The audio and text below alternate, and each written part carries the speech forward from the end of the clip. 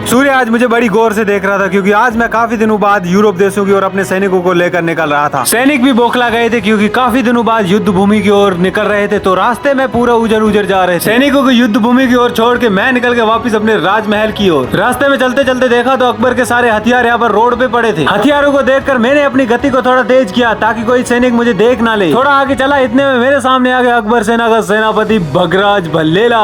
इस सैनिक से जैसे तैसे जान बचाकर मैं पहुंच गया था अपने राजमहल में। उधर पहुंचते ही मैंने बाल्टी में अपने मैले वस्त्रों को डालकर धोना शुरू कर दिया था। वस्त्रों को धोने के बाद मैं खुद नहाया। नहाने के बाद बाहर देखा तो पिताश्री कुछ काम कर रहे थे और उनका साथ माताश्री भी दे रही थी। फिर मैं चला गया अपने चाचा जी के साम्राज्य की और वहाँ पर चलकर देखा तो कुछ सैनिक नीम के वृक्ष पर बैठ के नीम के फलों का आनंद ले रहे थे। उनको ये फल खाते हुए देखकर मेरा मन विचलित हो गया और मैंने भी कहा कि मैं भी इन फलों को खाऊंगा, तो मैं भी इन फलों का जैसे आनंद ले रहा था। वापस अपने महल पहुंचकर देखा तो कुछ सैनिक हमारे युद्ध अभ्यास कर रहे थे क्योंकि युद्ध भी अभ्यास करना जरूरी था। फिर मैं अमृत के राज्य की ओर आगे बढ़ा और अमृत के राजमहल के आगे खड़ा होकर अमृत को ललकारने लगा कि आजा हम युद्ध करते हैं। ये सुनते ही अमृत का खून खोल उठा और हथियारों को घर पर रख के बाहर आ गया था युद्ध करने के लिए, क्योंकि हथियारों की कभी जरूरत नहीं पड़ती थी क्योंकि हम शीतलहर युद्ध लड़ने की कोशिश कर रहे थे। जैसे ही अमृत मेरे समक्ष आए और हम दोनों के बीच शीतलहर युद्ध शुरू हो गया था। सफेद झंडा दिखाकर अमृत ने बोला कि चलो पणेशाला की और तुम्हें कुछ खिला के आता हूँ, तो मैं भी तैयार हो गया था क्योंकि भूखा ही था। पणेशाला पहुंचते ही अमृत ने खिलाई एक कोन और 2 कुरकुरे। कुरकुरों को खाकर मैंने बोला कि इससे ज्यादा और बजट नहीं है। बोला बजट ही नहीं है हमारा। फिर हम दोनों पहुंच गए वापिस अपने अपने राजमहल की ओर और आज का दिन भी यहीं पर समाप्त हो गया।